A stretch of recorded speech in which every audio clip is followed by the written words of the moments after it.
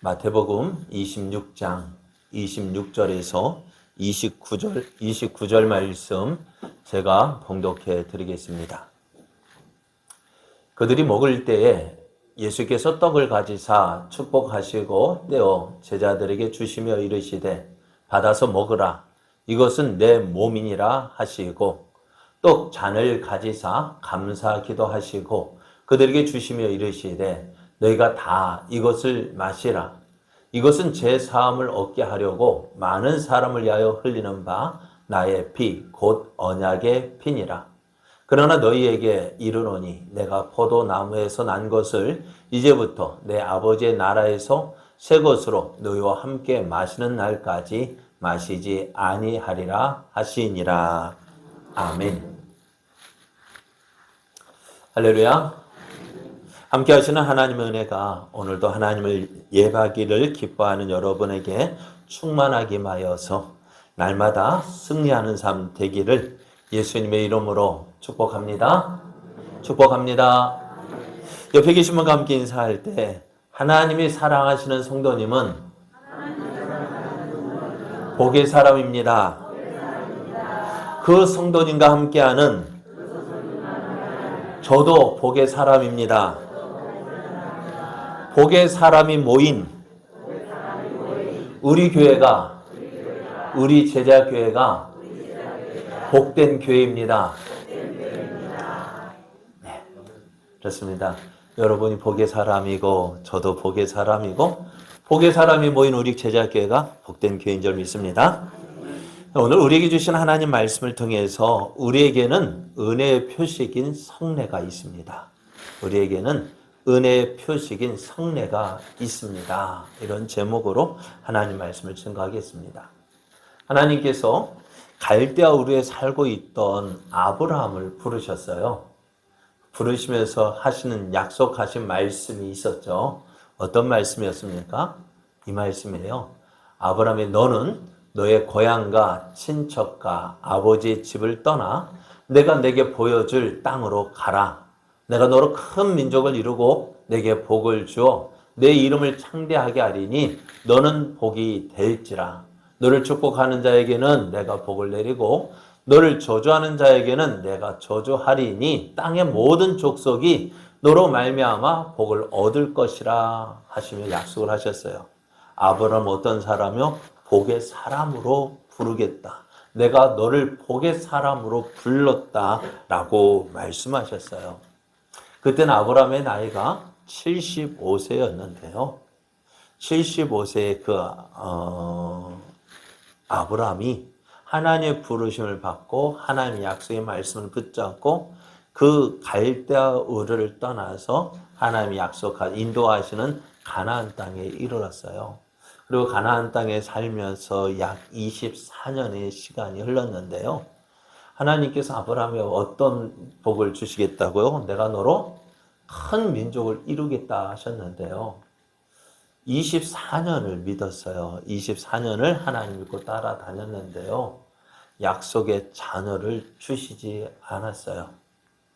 그런데 하나님께서 아브라함의 나이가 99세가 되어지고 사라의 나이가 89세가 되어졌을 때 여러분 소망이 있을까요? 없을까요?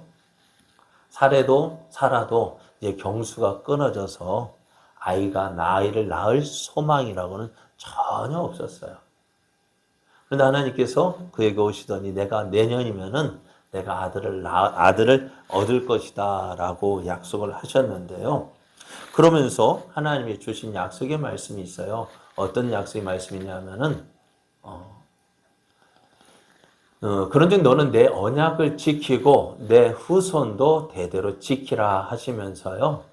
너희 중 남자는 다 할례를 받으라. 이것이 나와 너희와 너희 후손 사이에 지킬 내 언약이라 하셨습니다. 그러면서 할례를 행할 것을 말씀하셨는데요. 이 할례가 뭐라고요? 하나님과 아브라함의 자손 사이에 언약의 표징이 될 것이다 했습니다. 이 할례는 이제 언약의 백성으로 하나님께 드려진 것을 나타내는 표식이 되었습니다. 그래서 이스라엘 백성은요 무엇을요? 이 할례 받은 것을 자랑스럽게 여겼어요. 왜? 이 언약은 뭐예요? 나는 하나님의 언약의 백성이다. 하나님의 언약의 백성이라는 사실을, 그 증거를 보면서 이제 나는 하나님의 사람이다. 나는 하나님 언약의 백성이다. 라는 사실을 확신하고 또 새기면서 지냈습니다. 그러면서 이제 또 하나님은요, 이스라엘 백성들에게요, 유월절을 이스라엘 애굽에서 430년 동안 종살이 하던 이스라엘 백성에게 이제 유월절이라는 그 절기를 보여주셔요. 유월절이라는 말이 뭘까요? 유월이라는 말이 뭘까요? 하나님께서 애굽에 이제 벌을 내리시는데 어떻게 해요? 징계를 내리시는데 장자가 다 죽을 것이라는 심판의 말씀을 주셔요. 그러면서 그 피할 길을 알려주시는데요. 그 피할 길이 뭐였어요? 어린 양을 잡아서 그 피를 문설주 좌우 임방에 바르라고 하셨어요. 그렇게 되면 그 피를 보고 어떻게 한다고요? 죽음의 사자가 넘어간다 했어요. 그것이 넘어간다는 말이 유월이라는 말입니다. 그래서 그 죽음의 사자가 넘어가는 그 유월절을 지키게 하셨어요. 그래서 이스라엘 백성에게는요, 크게 두 가지의 언약의 상징이 있었습니다. 그래서 이스라엘 백성들은 할례를 행하였고, 또 저들은 이제 매년 유월절을 지킴으로 하나님께서 이제 이스라엘을 지켜주시고 보호해주심을 그들이 확인하게 되어졌습니다. 이것이 오늘 신약에서는 어떻게 되어지느냐? 이제 세례로 그 의미가 이제 그 의미가 이제 우리에게 전해졌어요. 왜 우리가 세례를 받느냐? 사도행전 22장 16절을 보면은 이렇게 말씀하셔요. 이건 6월절 말씀인데, 내가 애굽 땅을 칠 때에 그 피가 너희가 사는 집에 있어서 너희를 위하여 표적이 될지라. 내가 피를 볼 때에 너희를 넘어가리니 재앙이 너희에게 내려 멸하지 아니하리라 하셨어요. 6월절에 6월절이 그 이스라엘 백성의 표적이 된다 하셔서 심판이 넘어간다라는 그 상징이 되어지게 하셨어요. 그래서 오늘 하나님은 또 우리에게 어떤 표적? 물을 이제 세례의 의미를 주시는니다. 세례는요, 물은 정화를 의미합니다. 세례는 그래서 죄에서 정화된 것을 말하는데요. 오늘 이제 왜 세례를 받느냐? 주의 이름을 불러 세례를 받고 너의 죄를 씻으라 했습니다. 예수의 이름을 우리가 세례를 받는다는 말은 뭐냐? 우리의 죄를 씻는 그 모습을 말씀하고 있습니다.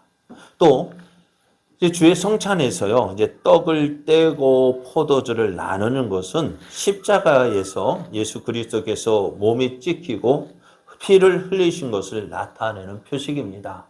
잠시 우리가 성찬식을 할 때요, 우리가 떡을 찢어 나누는 모습은 뭘까요? 주님이 나의 죄를 위해서 십자가에서 찢겨 주신 것을 표시하고요. 또 그 잔은요, 나를 위하여서 피를 흘리신 것을 나타내는 표식입니다.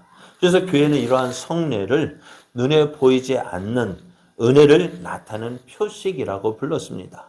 눈에 보이지 않는 은혜를 나타내는 표식으로 우리 사용을 했습니다. 그래서 눈에 보이는 표식이기 때문에 우리는 이것을 직접 느낄 수가 있습니다. 성경을 통해서 우리가 하나님의 약속을 인식하고 깨닫게 됩니다. 그런데 성례는요, 눈으로 보고 직접 느낄 수가 있습니다. 그리고 이 성례를 거룩한 것으로 부르는 이유는요, 거룩하신 하나님에 의해서 지어졌기 때문입니다. 또 이것은 믿음의 비밀들을 나타내기 때문입니다. 성례에는 목적이 있습니다.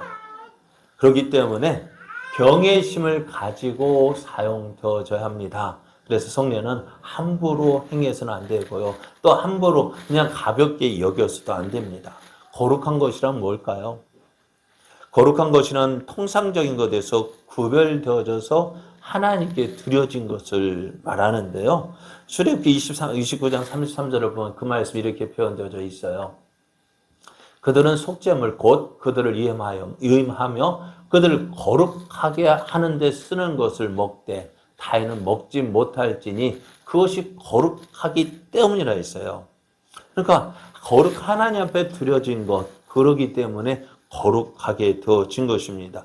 또 그래서 성례는 하나님에 의해서 지정이 되었습니다. 그래서 하나님의 약속을 나타내는 것인데요. 할례 언약을 아브라함에게 주셨더니 그가 이삭을 낳아 8해 만에 할례를 행하고 이삭이 야곱이 우리 12조상을 낳았다 했는데요. 그래요. 이 언약, 그래서 이 성례라는 것은요, 하나님의 약속을 우리에게 나타내는 거예요. 그래서 이스라엘 백성이, 아브라함이 이삭을 낳았을 때, 8일 만에 할례를 행했다는 것은 뭐예요? 하나님의 약속을 내가 믿고 있습니다라는 그 증거이고, 그 증거로서 이제 할례를 행했고요. 또, 이삭이 야곱이 12조상을 낳았고 그 자손들이 계속해서 할례를 행한 이유가 뭐예요? 하나님의 약속이 오늘 우리에게도 있다라는 사실을 보여줍니다.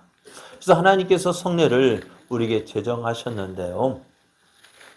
그것은 무엇이냐? 그리스도의 희생을 기념하여 우리의 믿음을 확증하기 위한 것입니다.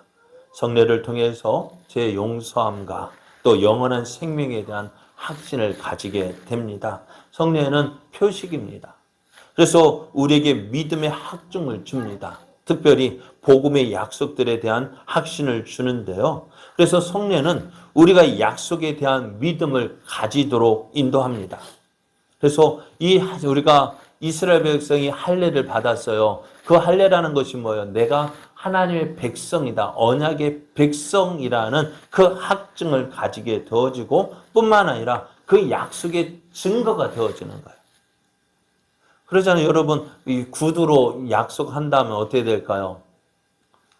약속은 약속이지만은 그것이 보증이 될까 안 될까요? 한 사람은 모른다 하면 어떻게 될까요? 분명히 약속했는데 난 몰라 하면 어떻게, 기억이 안 나면 어떻게 될까요? 그래서 성례는요, 보증의 기능을 가지고 있어요. 봐라. 이스라엘 백성, 보십시오. 하나님, 우리가 언약의 백성입니다. 하나님께서 아브라함에게 약속하셨던 그 언약을 우리가 가지고 있습니다라는 그 보증의 기능이 있는 것입니다.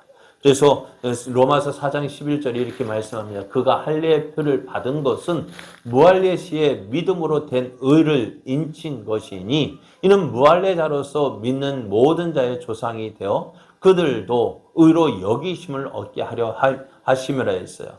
할례를 받음으로 어떻게 해요? 그 무할례를 받은 것은 하나의 증거가 되어지는 것입니다. 약속의 증거 또 보증의 표시가 되어지는 것입니다. 그래서 예수님은 주의 성찬을 마지막 유월절과 연계하여 제정을 하셨는데요. 예수님의 성찬은 자신이 십자가에 드리는 희생으로 우리에게 제 용서를 베푸시고 영원한 생명을 허락하시는 복음의 약속을 확증하는 기능을 우리에게 보여줍니다. 이스라엘 백성이 애굽에서 나올 때 그 어린 양의 피가 있는 쯤 어떻게 되었다고요? 죽음의 사자가 넘어갔다고 했습니다. 오늘 예수 그리스도의 피를 믿는 우리에게도 어떻게 해요? 그 하나님의 저주와 심판이요 넘어가게 되어진다는 것. 그것을 우리에게 보여주는 것입니다. 그래서 우리가 하나님 말씀을 듣는 거, 우리가 성례를 오늘 행하게 되어지는데요. 말씀을 듣는 것과 성례 자체가 구원을 발생시키는 것이 아닙니다. 그러나 오늘 말씀과 성례를 통해서 십자가에서 우리를 위해서 성취하신 그리스도의 희생에 초점을 두고 있고요. 우리는 그것을 믿음으로 붙잡는 거예요. 우리가 성례식에 참여했다고 해서요, 내가 구원받았다? 그것이 아니라 오늘 그것을 통해서 보여주시는 그 하나님의 약속을 붙잡는 것입니다. 여러분, 믿음이 없다면요, 세례가 의미가 있을까 없을까요? 예? 믿음이 없이 세례를 받는다는 것은요, 아무런 의미가 없습니다. 그래서 내가 로마서 2장 20은 내가 율법을 행하면 할례가 유익하지만 율법을 범하면 내 할례는 무할례가 된다 했어요.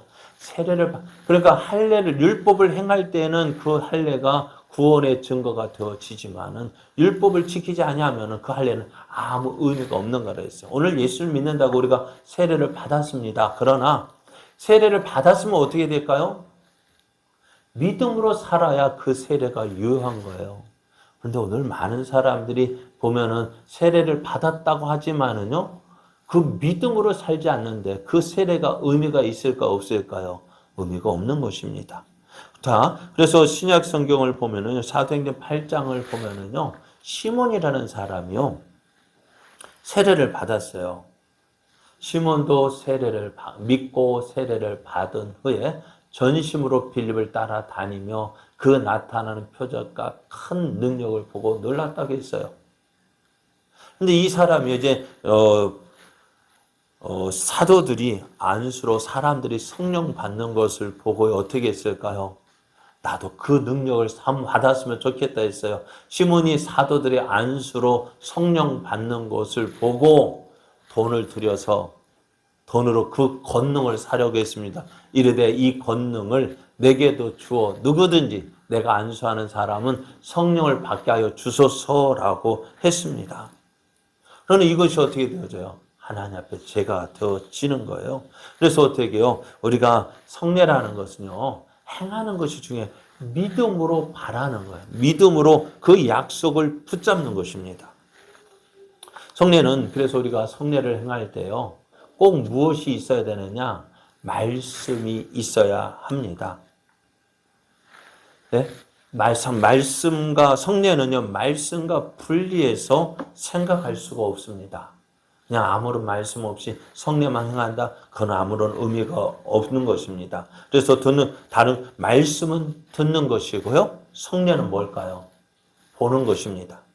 말씀은 믿음을 일으키고 강화시키는 반면에 성례는요, 믿음을 강화시키는 것입니다. 성령님께서는 하나님 말씀을 통해 믿음으로 깨어나게 하시면서 성례를 통해서 그 믿음을 확실하게 하시는 거예요. 우리가 세례를 받는다? 왜 세례를 받아야 될까요? 하나님께서 주신 그 약속의 말씀, 그 세례가 의미가 있어지면 뭐가 있어야 될까요?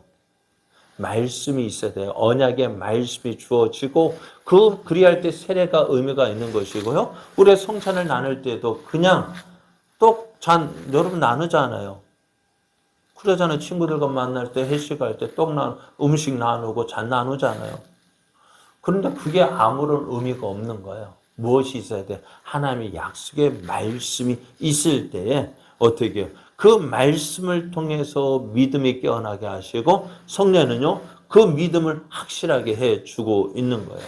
그래서 말씀은 구원에 있어서 반드시 있어야 하지만은 성례는 반드시 있어야 하는 것이 아닙니다. 그러나 주께서 성례를 제정하셨기 때문에 필요 없는 것이 아닙니다. 이것이 이제 하나님의 명령으로 우리에게 필요합니다. 말씀은 약속에 대해서 분석하고 설명하지만은 성례는 통합적이에요. 약속에 대한 간단한 요약과 같습니다. 오늘 설례를 통해서 하나님께서 주신 약속의 말씀 땅끝까지로 내 증인이 되라. 땅끝까지로서 주의 복음을 전하고 세례를 주라 하셨어요. 그 세례를 줄 때 어때? 하나님의 약속이 실현되어져 가는구나. 이 하나님의 예수 그리스도를 믿는 사람에게 어떻게 해요? 하나님의 구원의 약속이 이루어지는구나. 또 성찬을 통해서 그것을 통해서 우리가 주님의 한 몸과 주님의 몸에 동참하고 교회 하나의 일원으로서 내가 생활되어지고 있음을 보여주는 거예요. 그래서 성례의 표식을 나타내고자 하는 것을 놓치고 그냥 오늘 성례 시간에 하면은 아무런 의미가 없는 것처럼 되어지는 것입니다. 자, 구약에서는요, 2개의 성례가 있었습니다. 앞에서 말씀드린 대로 뭘까요? 피를 흘리는 성례가 있었고요. 자, 할례가 있었습니다. 그죠? 양표피를 베어서 피를 흘리게 되어졌고요. 유월절 제사가 있었습니다. 물론 할례와 유월절은요, 우리에게 그림자처럼 보여지는 임시적 성경을 가지고 있습니다. 할례는 하나님의 언약으로 받아들여진 것을 나타내고요. 또 그 심령이 정화된 것에 초점을 두고 있습니다. 그래서 이 할례는 몇 번 행할까요? 몇 번 하죠? 한 번 합니다. 유월절 제사는요, 어린 양의 피를 통한 구속을 나타내고 언약의 갱신을 구성합니다. 그래서 이 유월절은 매년 지켜집니다.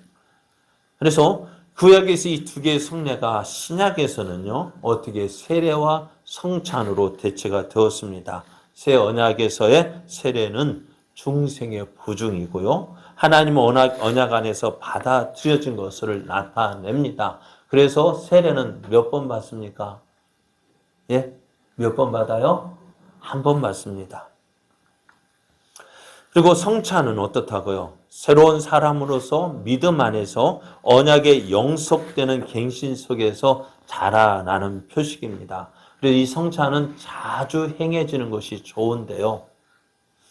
자주 행해지면 어떻게 될까요? 여러분 좋아할까요? 싫어할까요? 성찬을 자주 하면 어떻게 될까요? 성도들이 그리스도의 몸에 동참하는 것을 기뻐하고 즐거워야 되는데 그렇지 않은 것 같아요. 왜요? 자주 행해지지 않고 있잖아요. 왜 그럴까요? 예배 시간이 길어진다고요. 예배 시간이 길어지는 거 싫어해가지고요. 성찬은 어떻게 해요? 1년에 2번, 우리 교회는 1년에 2번 진행되어집니다. 그래서 부활절 앞두고 또 추수감사절을 앞두고요. 그래서 제 생각에는 자주 행해졌으면 좋겠어요. 그래야 저도요, 이 순서를 외우고서 눈에 안 보고서도 다 할 수 있을 텐데 1년에 한번 그러다가 지금 어때요? 코로나 때문에 몇 년을 안 했잖아요. 그러니까는요, 어떻게 될지 순서도요, 지금 보면서도 걱정돼요. 어떻게 될까? 실수하면 어떡하지? 지금 보면서 걱정되고. 그래요. 그러나 오늘 우리가 성찬식, 오늘 성례식을 행하게 되어집니다. 이 성례, 세례와 성찬식은요, 예수님께서 제정하신 것입니다. 초대교회로부터 시행되어져 왔습니다. 예수님은 지상에서의 구속 사역의 마지막 시점에 이것을 제정하셨습니다. 세례를 통해서. 그러니까 주의 성찬은 예수님이 십자가에 죽으시기 전에 정하셨고, 세례는요, 하늘에